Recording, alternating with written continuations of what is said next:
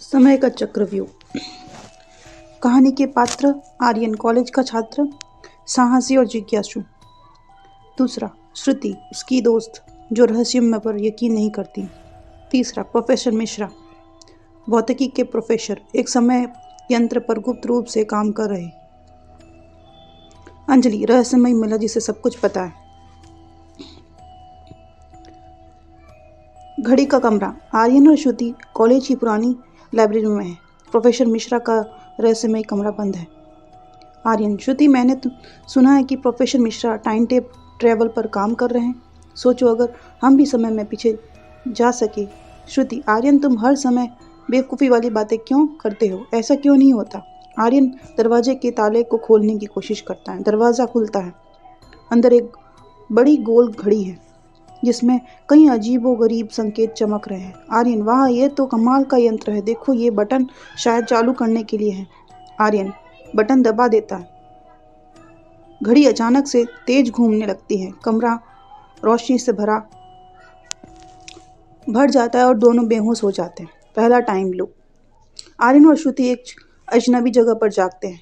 सब कुछ वैसा ही है पर लोग उन्हें नहीं देख पा रहे। वे कॉलेज के ही मैदान में हैं। श्रुति, हम कहाँ हैं? ये कॉलेज जैसा ही है पर लोग हमें अनदेखा क्यों कर रहे हैं? आर्यन, मुझे लगता है कि हम समय में कहीं फंस गए हैं। देखो, वो घड़ी हमारे पास ही है। घड़ी में लिखा है लूप 1:3 घंटे शेष। श्रुति, क्या मतलब है इसका? अंजलि पीछे से, इसका मतलब है कि तुम एक समय लूप में हो। हर 3 घंटे बाद सब फिर से शुरू होगा और अगर तुमने इसे रोकने की कोशिश नहीं की तो तुम यहीं फंसे रहोगे। आर्यन, तुम कौन हो? अंजलि, मैं वही हूँ जो तुम्हें बचा सकती है, पर पहले तुम्हें अपनी ही अतीत का सामना करना होगा। समय का पहिया। अचानक 3 घंटों पहले के अपने कॉलेज के कमरे में वापस आ जाते हैं। अचानक वे तीनों 3 घंटे के पहले कॉलेज में वापस आ जाते हैं। सब कुछ वैसा ही है। आर्यन घड़ी को फिर से चालू करने की कोशिश करता है। श्रुति, आर्यन मत छुओ, ये वही होगा। लेकिन घड़ी खुद ब खुद फिर से चालू हो जाती है। एक अजीब आवाज़ आती है। घड़ी समय अपने गलियारों में तब तक बंद रहेगा जब तक सत्य का सामना ना हो। आर्यन, क्या सत्य है? कौन सा खेल है? वो फिर से 3 घंटे पहले के उसी लाइब्रेरी में पहुंच जाते हैं, लेकिन इस बार श्रुति का रुख बदल जाता है। श्रुति, आर्यन, ये सब हमारे हाथ में नहीं है। शायद हमें कुछ गलतियों को ठीक करना होगा। अतीत का सच। घड़ी उन्हें उस दिन पर ले जाती है जब आर्यन ने प्रोफेसर मिश्रा के कमरे में घुसकर कुछ यंत्र तोड़ा था। श्रुति, आर्यन, ये वही दिन है तुमने जो वो यंत्र तोड़ा था। आर्यन, पर मैंने तो सिर्फ क्यूरियोसिटी में किया था।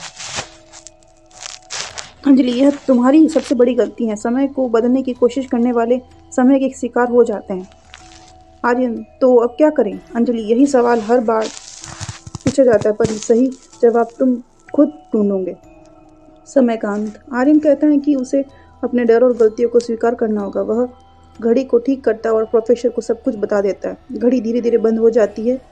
आर्यन, अब सब खत्म हो गया। अंजलि मुस्कुराकर, खत्म नहीं, समय कभी खत्म नहीं होता। ये बस रुक रुक कर हमें याद दिलाता है कि जो हुआ उसे बदला या बदल नहीं सकते। आर्यन और श्रुति वापस अपने समय में लौट आते हैं, लेकिन हर बार घड़ी की टिक टिक उन्हें याद दिलाती है कि समय का चक्कर कभी नहीं रुकता।